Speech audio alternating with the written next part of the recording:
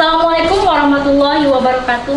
Shalom, Om Swastiastu, Namo Buddhaya, salam kebajikan, salam kesejahteraan untuk kita semua.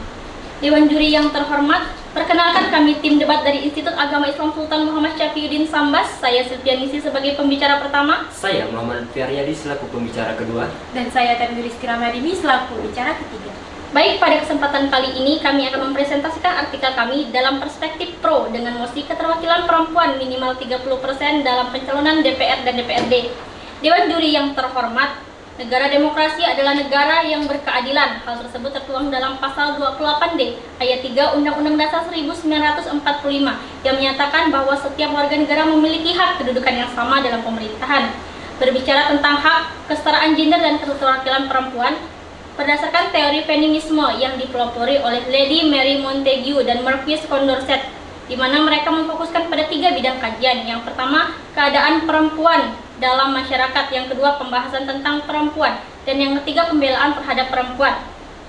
Jadi kami berpendapat bahwa pentingnya memaksimalkan keterwakilan perempuan dalam parlemen sebagai wujud keseimbangan dalam kebijakan dan dalam wujud demokrasi yang berkeadilan.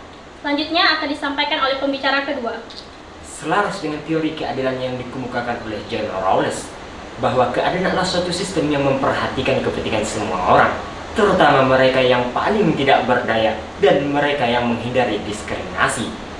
Untuk terwujudnya keadilan, Rawls menekankan 2 prinsip keadilan. Yang pertama adalah original position, yang kedua adalah veil of ignorance, selubung ketidaktahuan.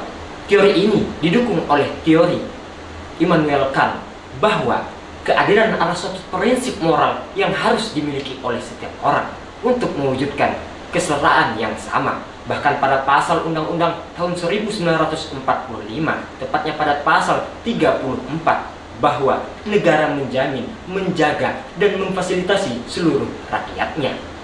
Selanjutnya, teori equilibrium, yakni menekankan pada mitra antara laki-laki dan perempuan, terutama dalam berbangsa dan bernegara.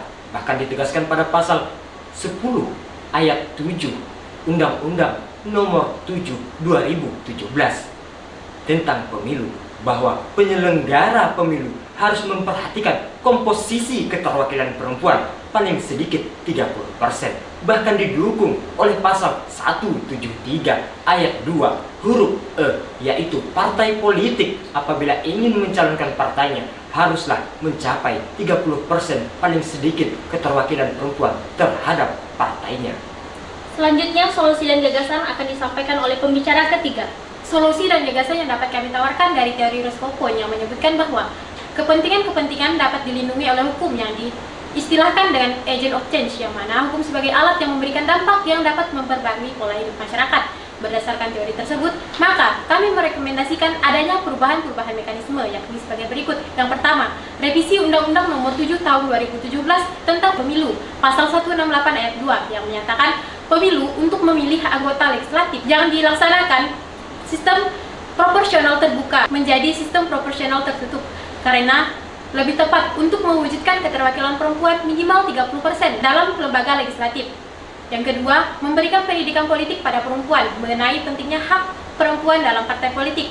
Hal ini dapat dilakukan mulai dari tingkat desa, kecamatan, kabupaten, atau kota. Ada 3 manfaat yang dapat diperoleh dari solusi yang kami tawarkan. Yang pertama, setiap partai politik berupaya untuk meningkatkan kualitas dan kaderisasi perempuan sebagai calon yang diandalkan. Yang kedua, keyakinan tingkat baik calon perempuan dalam legislatif dan pemilih perempuan semakin meningkat. 3. Terpenuhinya kursi dan kuota minimal 30% dalam pencalonan anggota DPR dan DPRD.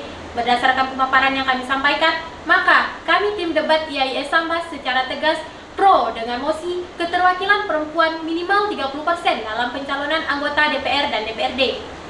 Sekian yang dapat kami sampaikan. Wassalamualaikum warahmatullahi wabarakatuh. Bersama Bawaslu kita tegakkan keadilan pemilu.